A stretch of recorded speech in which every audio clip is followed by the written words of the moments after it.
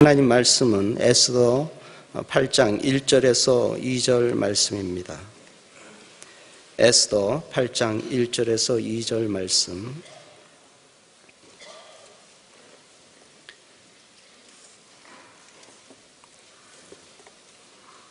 같이 한 목소리로 읽도록 하겠습니다. 그날 아하수에로 왕이 유다인의 대적 하만의 집을 왕후 에스더에게 주니라. 에스더가 모르드게는 자기에게 어떻게 관계됨을 왕께 아뢰었으므로 모르드게가 왕 앞에 나오니 왕이 하만에게서 거둔 반지를 빼어 모르드게에게 준지라. 에스더가 모르드게에게 하만의 집을 관리하게 하니라. 아멘. 이 시간에 담임 목사님 나오셔서 길은 하나다라는 제목으로 말씀 전해 주시겠습니다.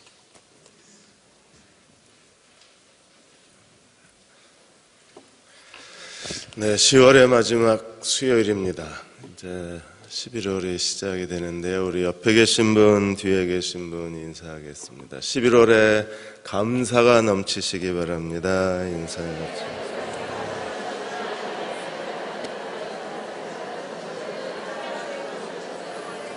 1절, 2절 길은 하나다라는 제목으로 오늘 8장을 2시간에 걸쳐서 금요일까지 8장 말씀을 같이 나누겠습니다.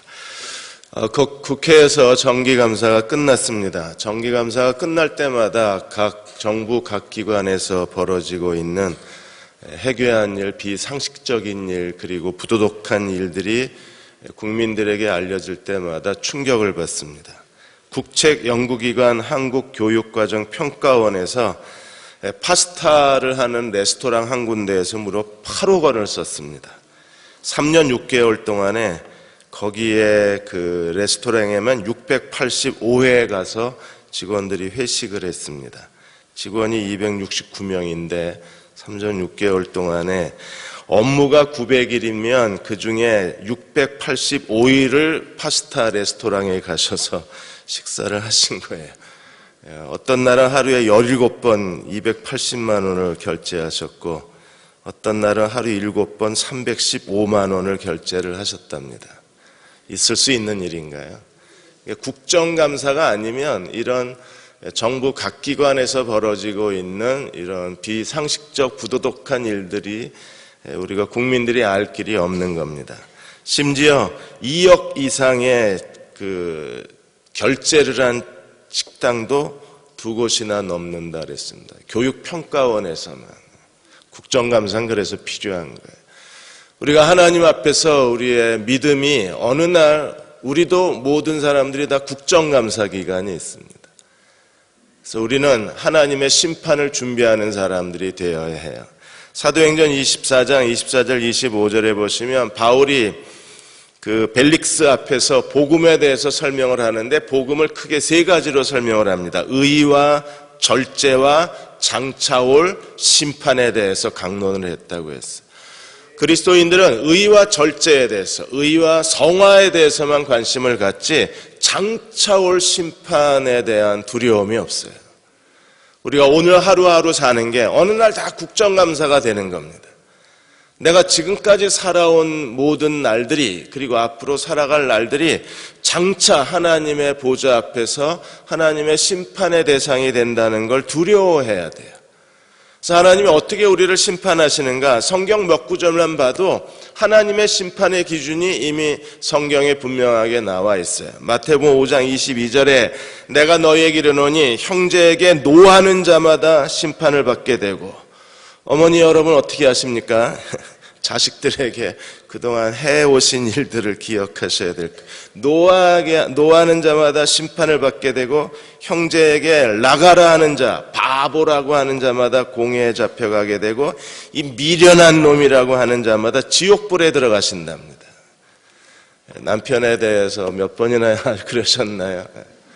일상적으로 아무 생각 없이 분노의 말을 쏟아놓고 비난의 말을 쏟아놓고 비방의 말을 한 것에 대해서 하나님은 반드시 이에 대해서 심판을 받게 하시겠다는 거예요.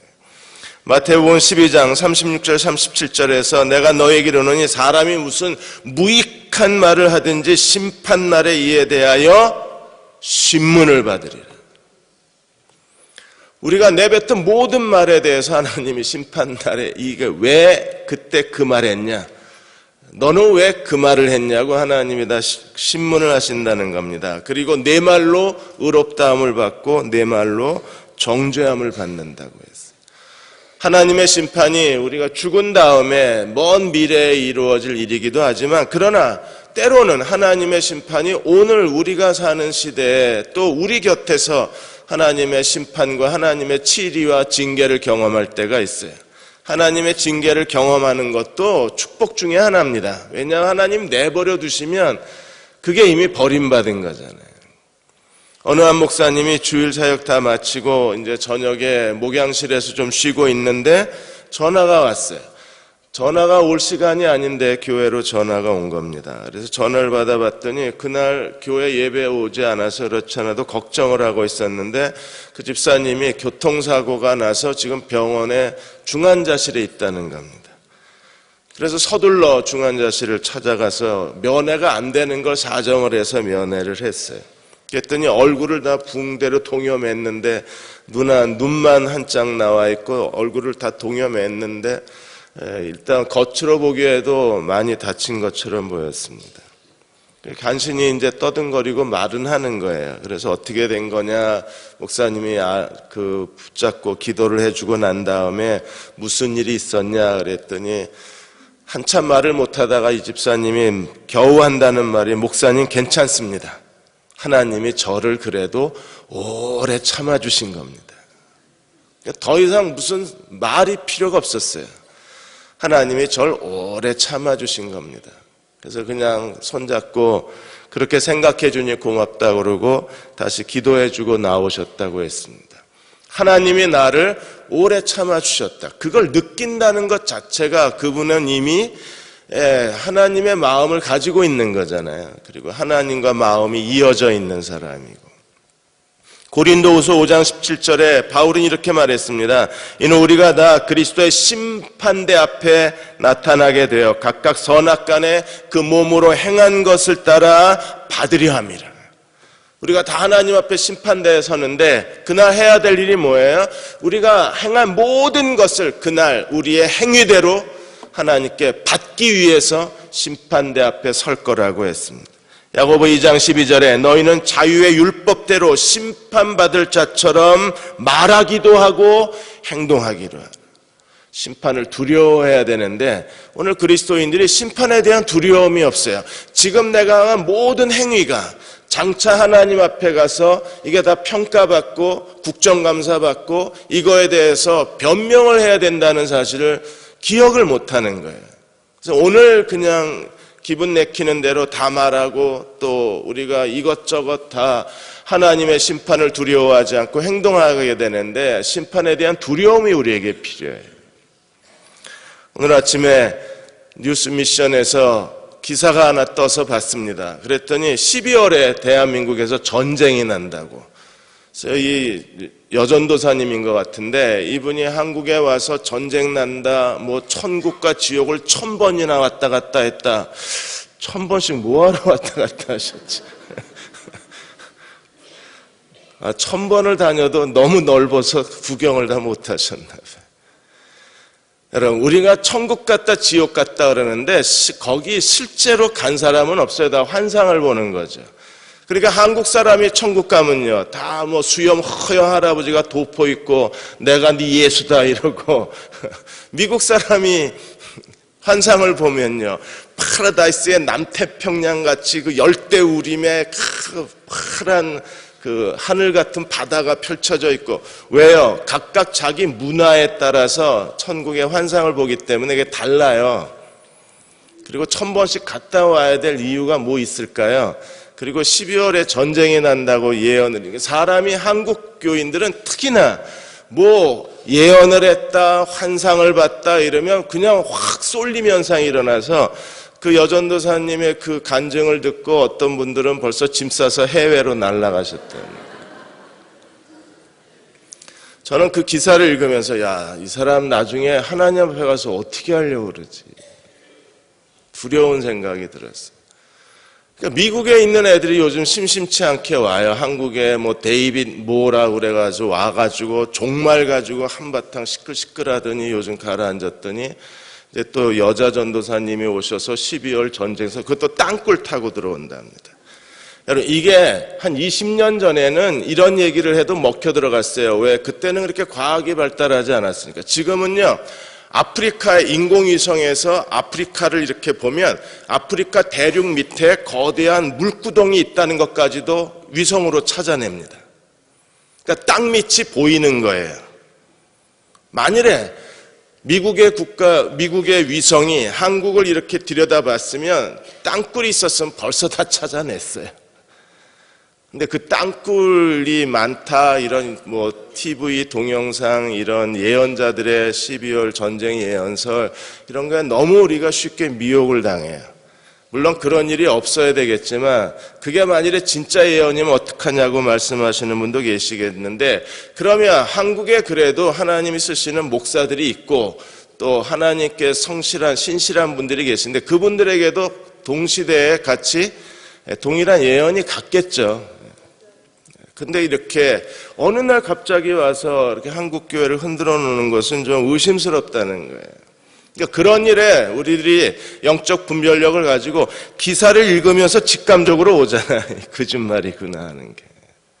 근데 그런 것들이 오히려 사람들에게 더 관심의 대상이 되니까 문제가 큰 겁니다. 우리는 하나님 앞에서 심판받을 사람처럼 말하기도 하고 심판받을 사람처럼 행동할 줄 알아야 돼요. 왜요? 하나님의 복음이 의와 절제와 심판 이 세 가지에 대한 지식이 있고 그리고 성숙함이 있고 삶의 올바른 태도가 우리에게 있어야 하기 때문에 그렇습니다. 베드로전서 1장 16절 17절에도 기록되었을 때 내가 거룩하니 너희도 거룩할지어다 외모로 보시지 않고 각 사람의 행위대로 심판하시는 이를 너희가 아버지라고 부른즉 너희가 나그네로 있을 때 두려움으로 지내라 그래서 우리가 아버지라고 부르는 하나님은 어떤 분이십니까? 각 사람의 행위대로 심판하시는 아버지세요. 그러므로 그 아버지를 우리가 어떻게 대해야 돼요? 두려움으로 대하라고 그랬습니다.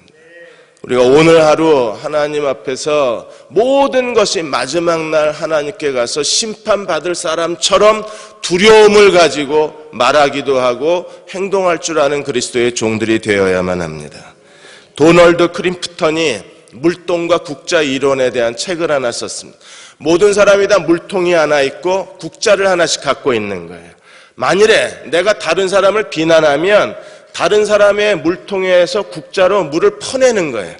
그런데 내가 다른 사람의 물통에 물을 퍼내면 그 사람 물통만 비는 게 아니라 내 물통도 같이 비어요.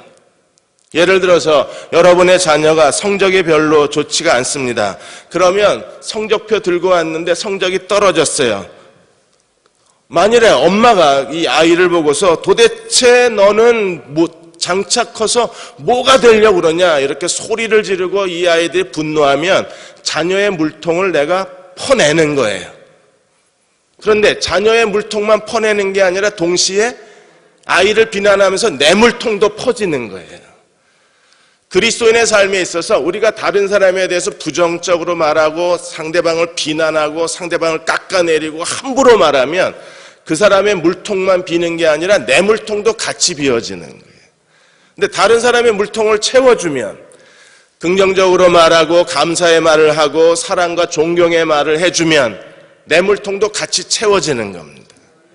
물통이 차야 행복해지는 거예요. 그런데 우리가 자꾸 물통이 비니까 황폐해지고 영적으로 자꾸 메말라지고 영적 침체에 빠지고 심지어는 영적 우울증에 빠지는 거예요. 그건 자꾸 물통을 비워서 그래요.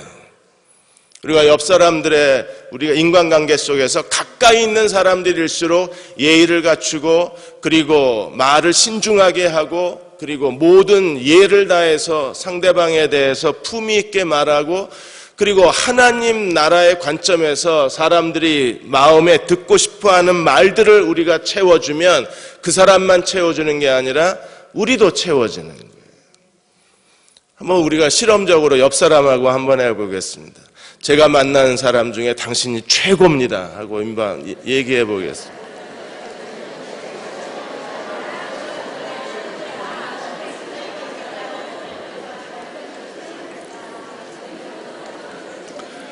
기분이 좀 좋아지시죠? 이게 물통이 차는 거예요.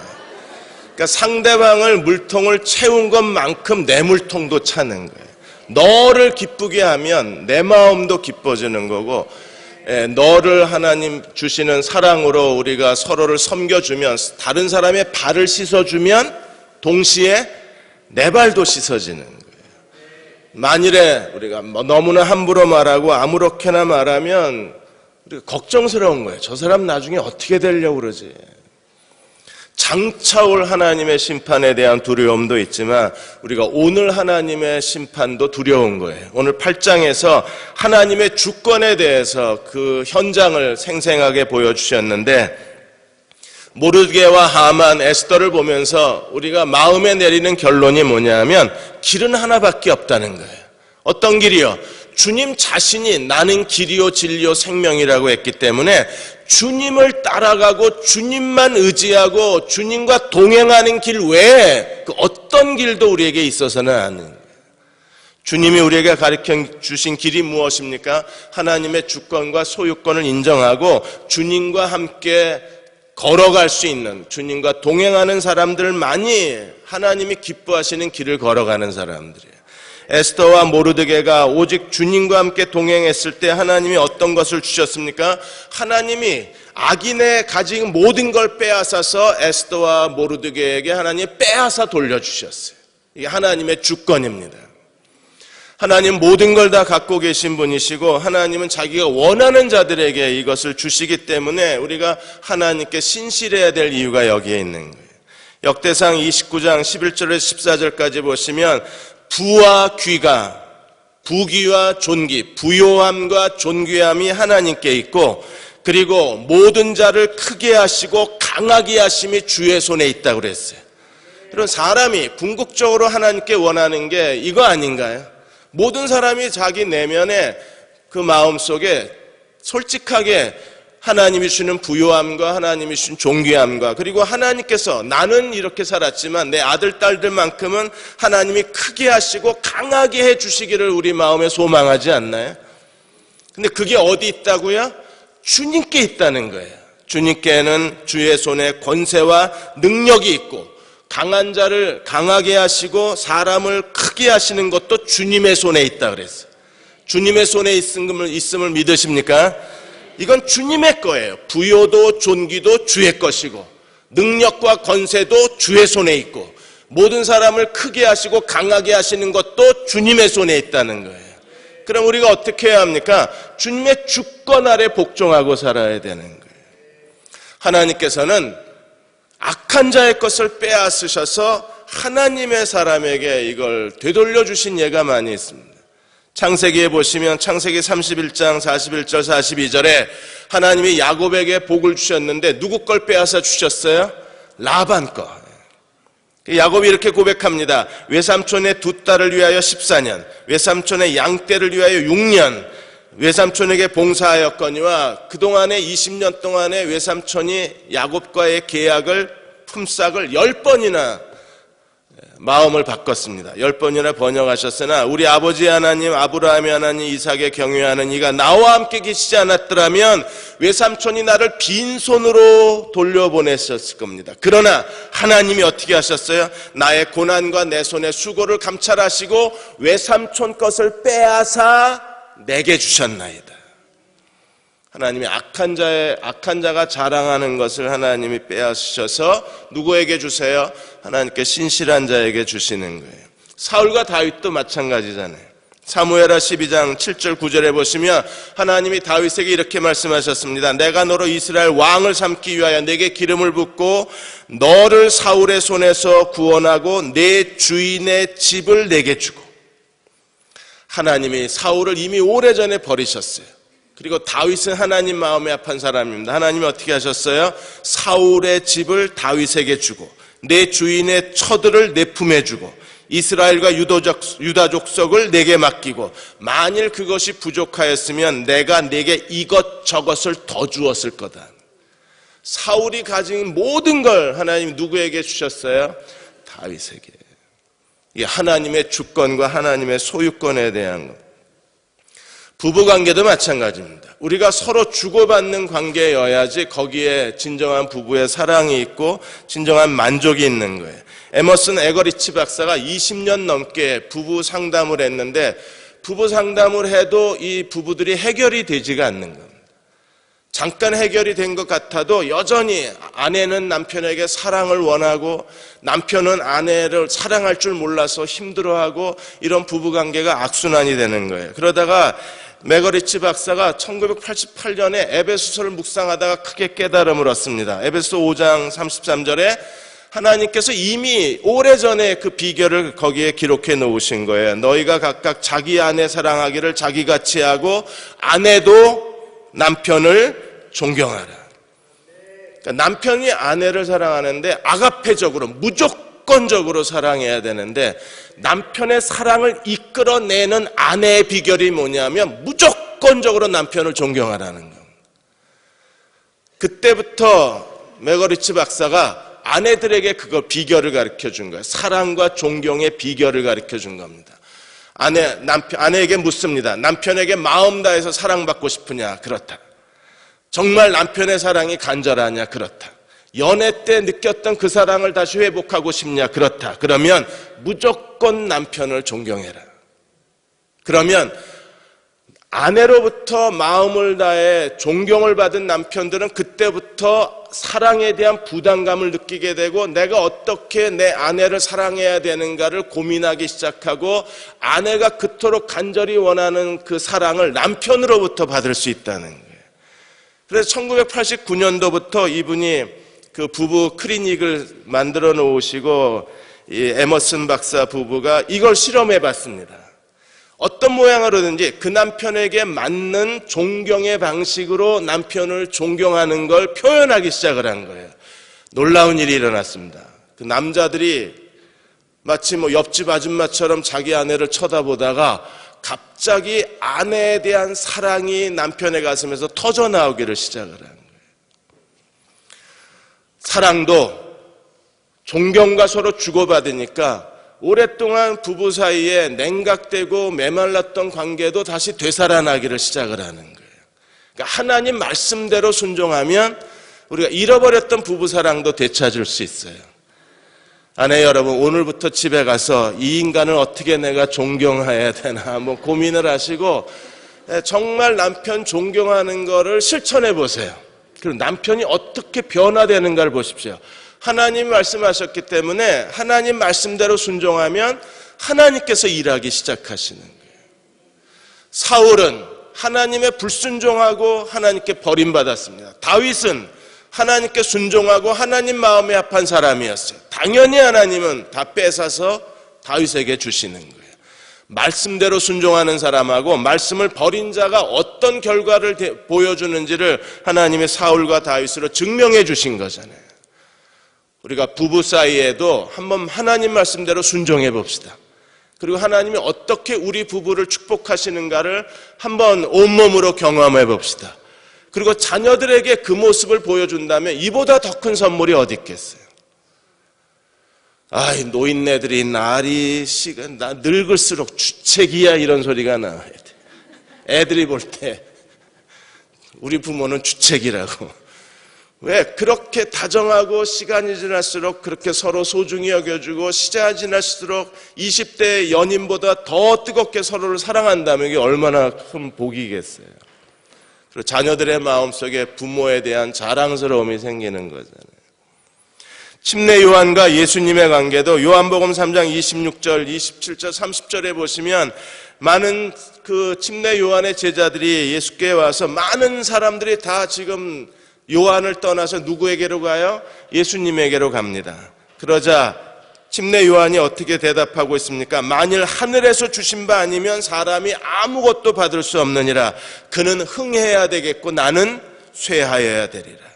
흥하다 쇠하다가 뭐예요? 숫자가 늘어나고 숫자가 줄어드는 겁니다. 당연히 예수님은 흥해야 되고 요한은요, 자기는 침례 요한은 숫자가 적어져야죠. 그런데 이걸 얘기하면서 요한이 제자들에게 가르친 것이 무엇입니까? 하나님이 주시지 않으면 사람이 아무것도 받을 수 없다는 하나님의 소유권에 대한 거예요. 오늘 우리도 마찬가지입니다. 하나님이 주시지 않으면 우리는 아무것도 받을 수가 없는 거예요. 그러므로 하나님께도 복종하고 살아야만 되는 거예요. 예수님이 야고보, 요한이 그 어머니를 대동하고 와서 마태복음 20장에서 그들이 하나는 주의 우편에 하나는 주의 좌편에 앉게 해달라고 요청을 했을 때 주님이 이렇게 대답하셨습니다. 너희가 과연 내가 마시는 잔을 마시려니와 내 좌우편에 앉는 것은 내가 주는 것이 아니라 내 아버지가 누구를 위하여 예비하셨든지 그들이 얻을 것이니라. 누가 얻어요?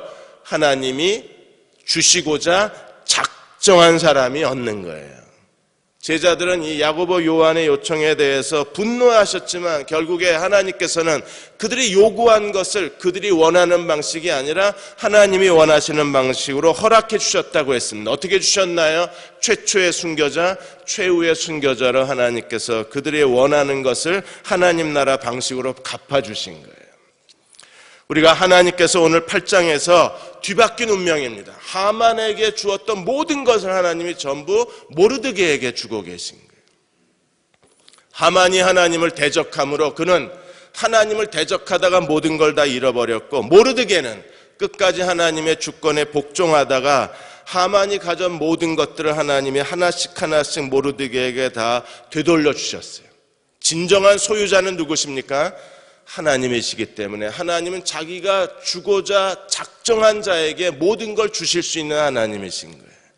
네 가지를 주셨는데, 첫째로 8장 1절에 보시면 그날 아하수에로 왕이 유다인의 대적 하만의 집을 왕후 에스더에게 주니라. 왜 주셨을까요?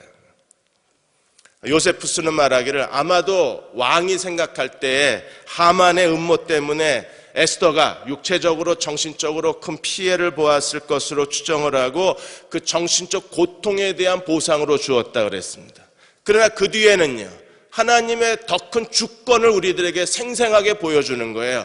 하나님을 거역한 자와 하나님께 끝까지 엎드려 순종하는 사람들이 어떤 결과를 우리에게 주시는지를 하나님이 생생하게 보여주신 게 하만의 집을 에스더에게 소유권 등기 이전해 버리신 거예요. 하만의 집은 이제 누구께 됐어요?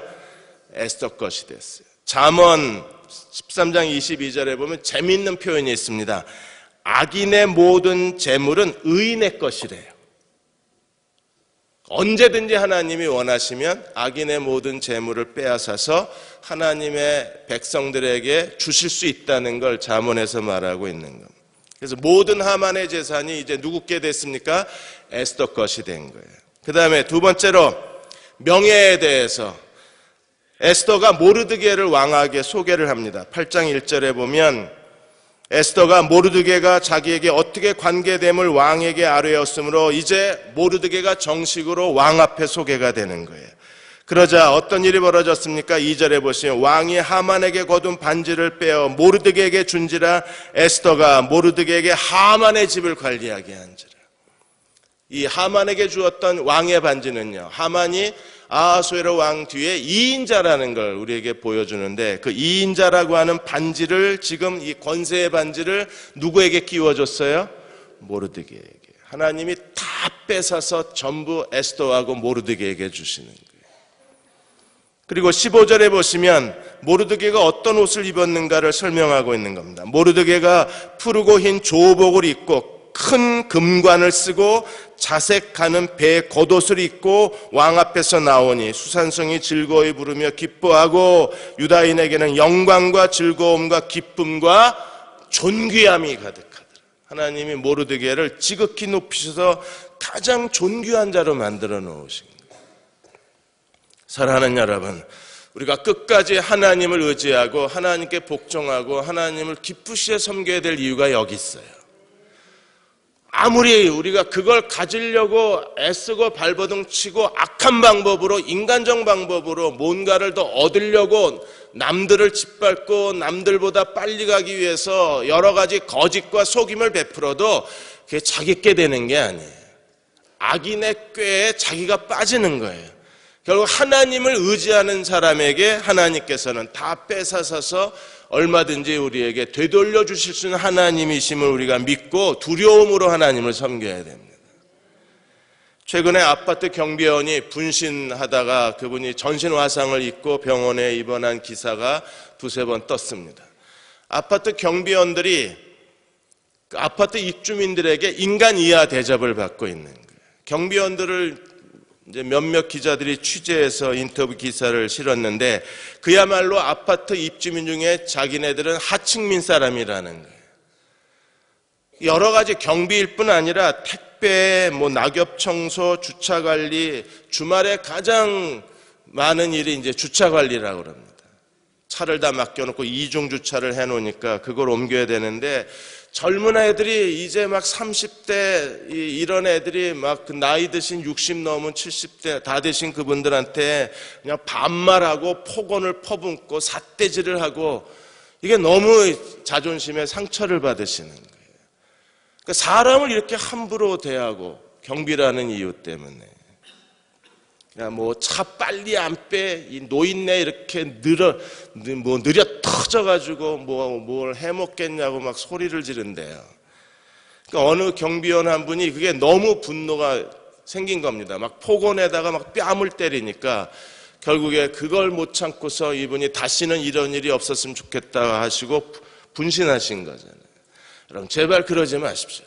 사람을 이렇게 비인격적으로 대하고 우리가 하나님께 뭘 받겠다고 하나님께 구하겠어요? 우리가 사람들을 인격적으로 대할 줄 알고 그리고 예의와 존중으로 대할 줄 알아야 하나님께로부터 뭐 받을 거 아니에요? 그리고 하나님 앞에 하나님이 기뻐하실 만한 행동을 하고 하나님을 마음을 다해서 섬기면 하나님은요 악인의 걸 뺏어더라도 우리에게 주시는 분이시잖아요. 지금 하만에 있던 모든 것들이 전부 모르드게로 옮겨가는 걸 보십시오. 두렵지 않으십니까? 무섭지 않나요? 8장은요 정말 은혜롭습니다. 그러면서 동시에 두려워요. 야, 다 뺏기는구나. 그러니까 하나님을 대적했던 사람은 다 뺏기고 하나님 앞에 엎드린 사람은 결국 다 갖는 거예요. 왕의 반지뿐 아니라 모르드게는요 2인자의 흰 조복을 입고 큰 금면류관을 쓰고 자색 가는 배옷을 입고 그가 왕 앞에 쓰고 이스라엘 백성들 앞에 섰을 때 그야말로 페르시아의 제2인자가 된 거예요. 아하수에로 왕 옆에 제2인자 에스더 왕후, 또 다른 제2인자 모르드게, 이렇게 하나님이 그들을 지극히 높이셔서 하나님의 존귀하심을 그들에게 보여주신 겁니다. 여러분도 하나님께 복종하는 종들이 되십시오. 하나님께 순종하십시오. 하나님 앞에 의롭고 경건하게 사십시오. 빼앗기고 손해보고 그리고 우리에게 고통을 주는 많은 일들이 우리 주변에 있습니다. 그럼에도 불구하고 끝까지 하나님께 복종하고 살면 결국에 하나님이 모든 걸 다 가지신 절대 주권자 하나님이, 절대 소유자 하나님이 우리에게 주시고자 하시며 얼마든지 하만의 것을 다 빼앗아서 우리에게 되돌려 주시는 하나님이십니다. 창세기 41장에서 요셉이 하나님 앞에 그렇게 고백하지 않았어요. 바로 왕이 요셉을 보고 그가 어떻게 고백했는가를 보십시오. 이와 같이 하나님의 신에 감동된 사람 우리가 어찌 얻을 수 있으리요? 하나님이 모든 것을 내게 보이셨으니 너와 같이 명철하고 너와 같이 지혜 있는 자가 없도다. 너는 내 집을 치리하라. 하루아침에 바로 그 보디발 장군의 감옥에서 나오자마자, 요셉을 보자마자 애굽 세계 최대 강대국이었던 애굽의 바로 황제가 요셉에게 퍼부은 말이 뭐냐 하면, 요셉을 보고 감동해서 그가 내뱉은 말이 뭐예요? 너는 내 집을 치리하라. 바로의 집을 치리한다는 것은 애굽 전체를 치리하는 자라잖아요. 하루아침에 하나님께서 요셉에게 무엇을 주셨는가를 우리가 지켜보아야 되는 거예요.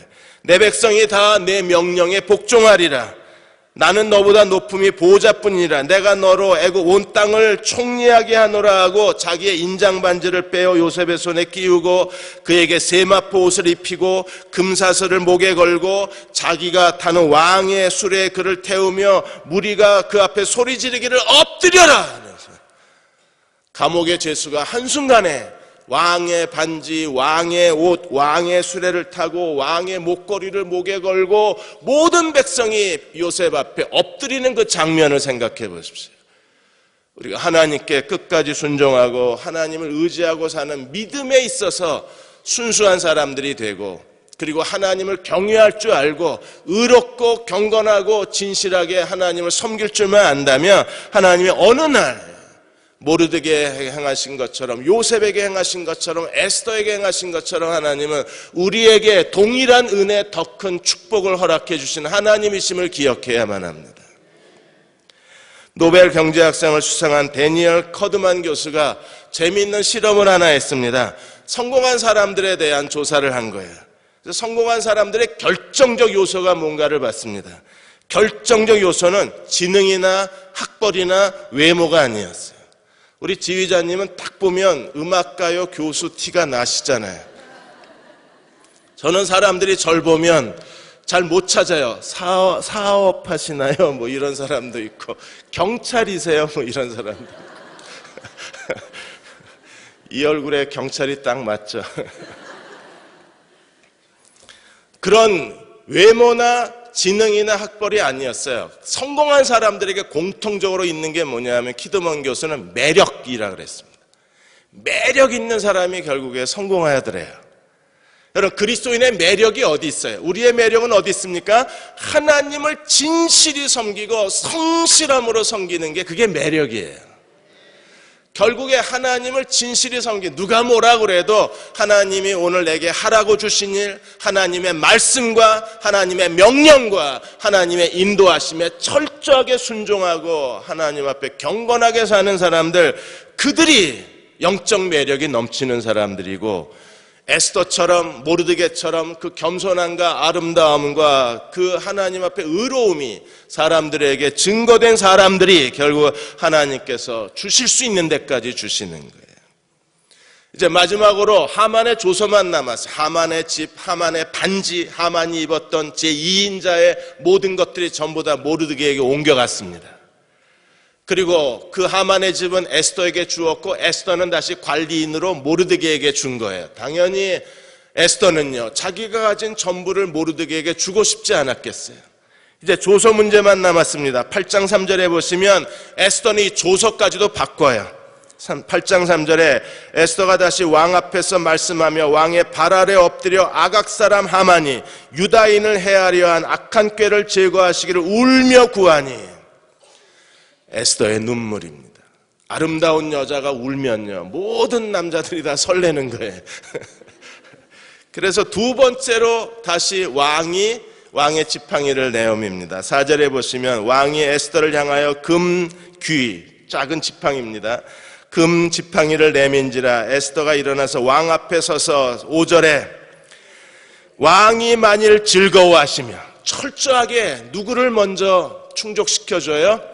왕이 즐거워하시고 내가 왕의 목전에서 은혜를 입었고 왕이 이 일을 좋게 여기시고 결정적 한마디, 나를 사랑하시면, 여자가 절 사랑하세요 하고 덤벼들면요, 이게 감당이 안 되는 거예요.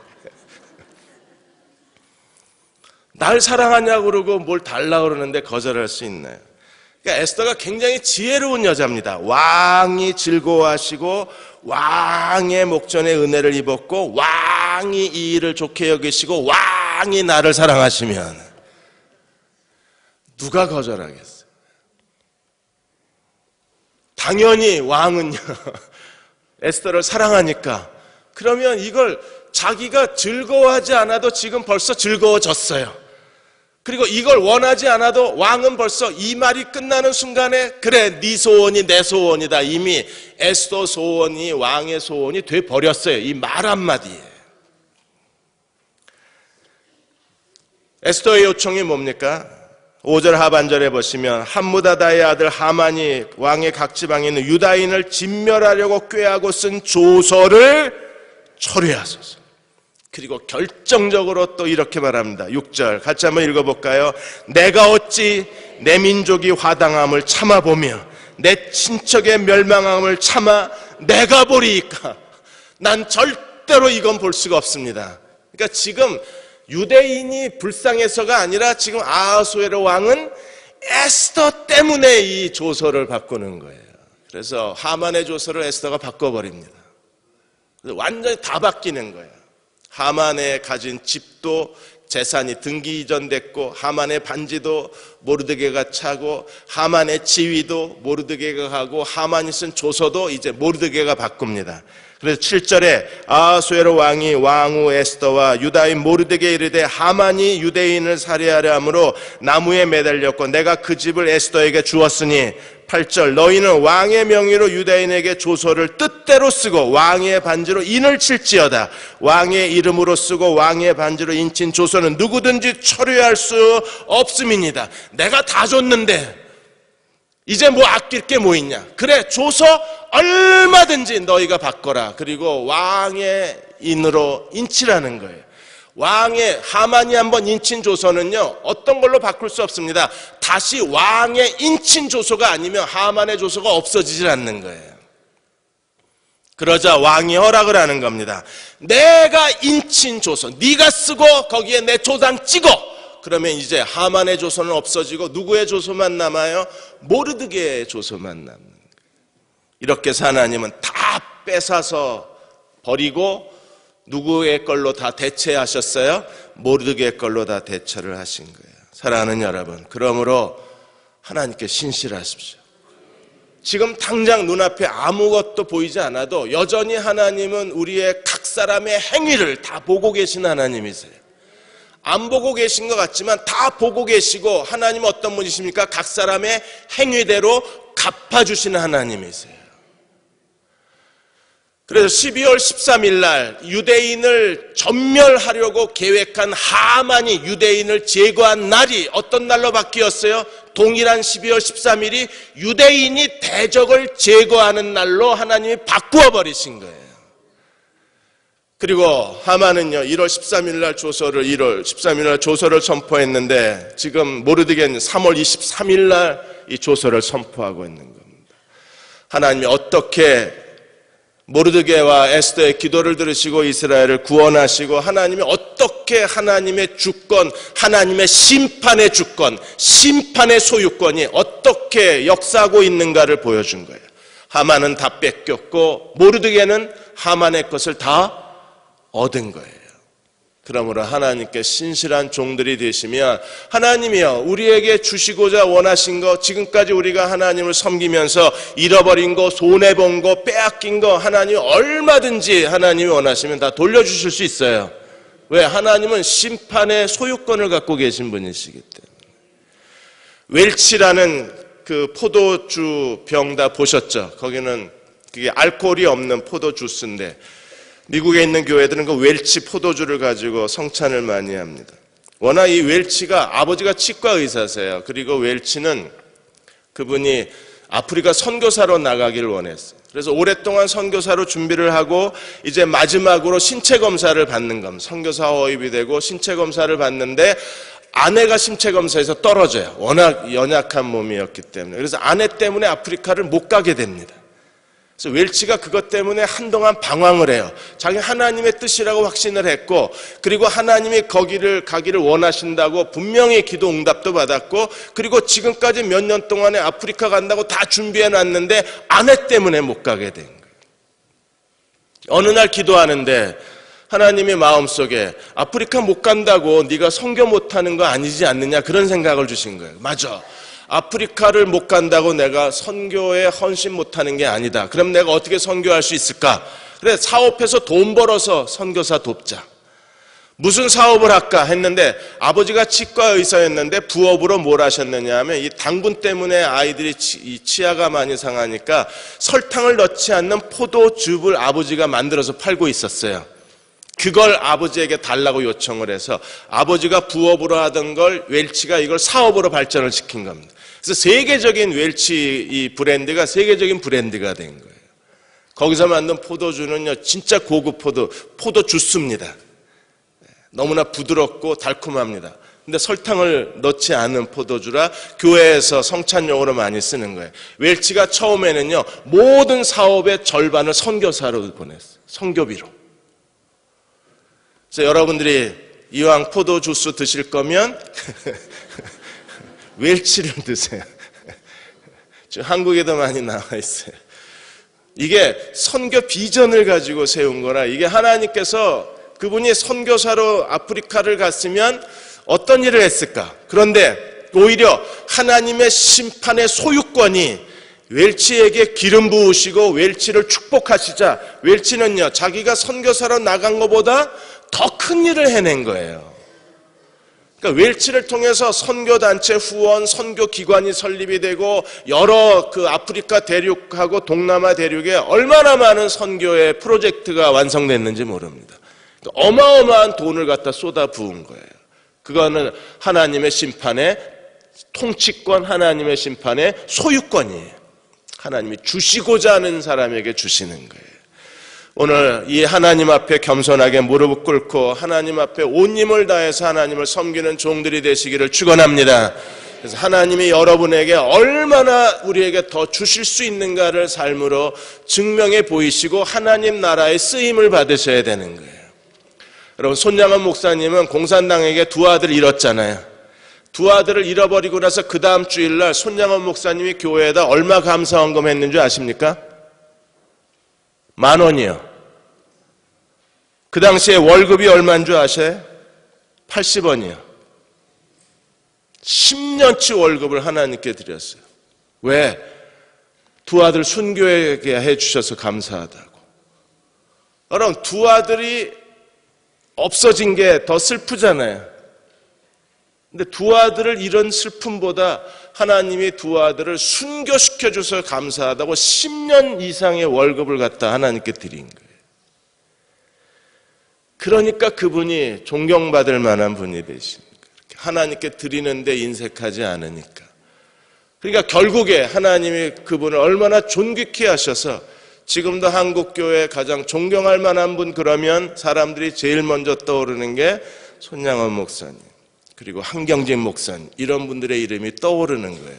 그 후손들은 얼마나 하나님의 은혜 가운데 살까요? 그 후손들은 하나님이 얼마나 복되게 하셨을까요? 우리도 하나님 앞에 신실한 종이 되셔서 에스더, 모르드게처럼 점신을 다해서 하나님을 의지하면 하나님이 오늘 여러분에게 하나님이 주시고자 하는 것을 얼마든지 주실 수 있는 하나님이심을 기억해야 합니다. 그리고 그 하나님 앞에 무릎 꿇고 감사로 제사를 드리는 자가 나를 영화롭게 한다고 했으니까 이제 11월 추수감사절의 달에 여러분들이 매일매일 모든 일마다 하나님께 감사하는 종들이 되시기를 주의 이름으로 축원합니다. 도와여 주옵소서. 어떻게 참고 여기까지 대흥교회를 가슴에 품고 왔는지, 그리스도의 남은 고난을 그의 몸된 교회를 위하여 어떻게 채우고 여기까지 왔는지 하나님이 다 보셨습니다. 다 알고 계십니다. 다 기억하고 계십니다. 이제 위로하여 주옵소서. 착하고 충성된 종아 잘하였도다. 하나님께서 칭찬해 주시고 우리가 잃어버려야 됐던 너무나 많은 것들, 사람도 시간도 그리고 돈도 여러 가지 신앙의 기회도 헌신해야 될 많은 일들도 너무나 많은 걸 잃어버리고 여기까지 왔습니다. 되돌려 주십시오. 모르드게 에스더에게 다 되돌려 주신 하나님, 우리도 하나님이 돌려주시는 걸 받고 싶습니다. 하나님, 우리에게 하나님께서 주시고자 하는 것들을 채워주시고 하나님이 주시는 좋은 것으로 우리를 만족하게 해주셔서 우리가 더 마음과 뜻과 성품과 목숨을 다해서 하나님을 기쁘시게 섬기는 우리 인생의 남은 날들이 되게 하여 주옵소서. 이제 하나님의 주권에만 복종하겠습니다. 사람 눈치 보거나 사람을 기쁘게 하는 것이 아니라 하나님만 기쁘시게 하며 주님을 섬기겠습니다. 사랑하는 종들 위에 기름 부어주시고 축복해 주시고 하나님이 주시는 좋은 것으로 채워주시고 어떤 보상을 받았는지를 사람들에게 보여줄 수 있는 모든 교우들의 가정이 되게 하여 주옵소서. 지금 우리를 죄에서 구원하신 우리 주 예수 그리스도의 은혜와 하나님의 그 크신 사랑하심과 성령의 인도하시고 도우시는 은혜가 오늘 함께 10월의 마지막 수요 예배드리는 사랑하는 모든 종들과 가정과 자녀들 위해 기도하여 구하는 모든 일들과 지금 주의 도우심을 기다리는 모든 일들 위에 이 민족과 이 땅의 모든 교회와 그리고 9명의 실종자 그리고 그 실종자를 기다리고 있는 세월호 가족들 위에 지금부터 영원히 함께 하시기를 간절히 축원하옵나이다. 아멘.